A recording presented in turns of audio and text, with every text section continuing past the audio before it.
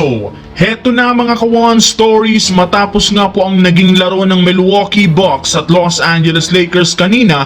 Marami nga po dito ang nagulat sa ipinakitang laro ng kanilang undrafted player na si Quincy Olivari. Sino nga kaya ang batang ito? Posible nga bang maagawan nito si Bronny sa minuto? Well, tara't pag-usapan natin yan at talakayin ng balitang excited na nga po si Luka Doncic kay Klay Thompson. Pero bago yan, please don't forget to hit the notification bell at mag-subscribe sa aking channel.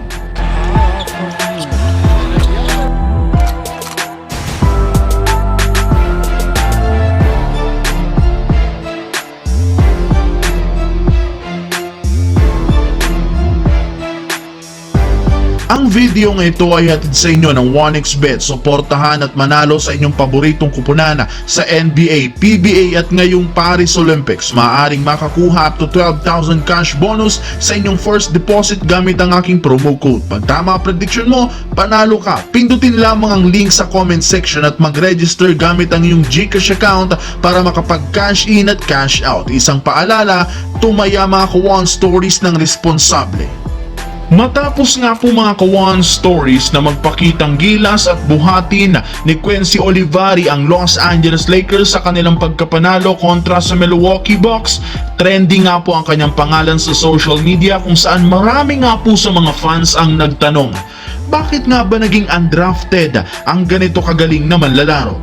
Well, maswerte nga talaga ang Lakers at nakuha nila ito sa pagpapaperma nila ng Exhibit 10 contract. Tama nga ang inyong narinig, isa lamang nga itong training camp player na maaari nilang tanggalin bago magsimula ang regular season. Subalit dahil nga sa ipinakitang performance nito matapos siyang maging magic bunot sa kanilang pagkapanalo, pwede nga pong mabago ang kanyang kapalaran. Sa katunayan, mismong si Coach JJ Redick nang nagsabi, plano nga nila itong bigyan ng mas mahabang minuto para sa kanilang natitirang preseason games.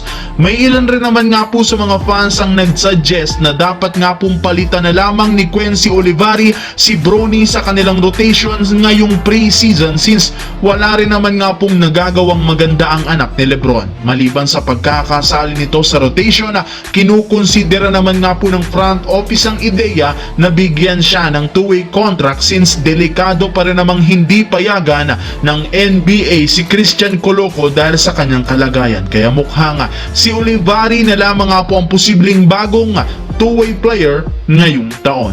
Samantala, 2 beses na nga pong natalo ang Dallas Mavericks sa kanilang preseason game sa kabila ng paglalaro dito ni na Kyrie Irving at Klay Thompson. As of today, hindi pa rin naman pinapaglaro si Luka Doncic dahil sa injury sa binte. Pero ayon nga po sa inanunsyo ni Coach Jason Kidd, hindi pa rin naman nga po niya sinasarado ang posibilidad na makapaglaro pa si Doncic sa natitirang laban sa preseason. Sa katunayan, maayos na rin naman nga ang pakiramdam nito. Nakakapaglakad, nakakapagtakbo na rin naman ito ng maayos kaya susubukan nga po niyang makapaglaro.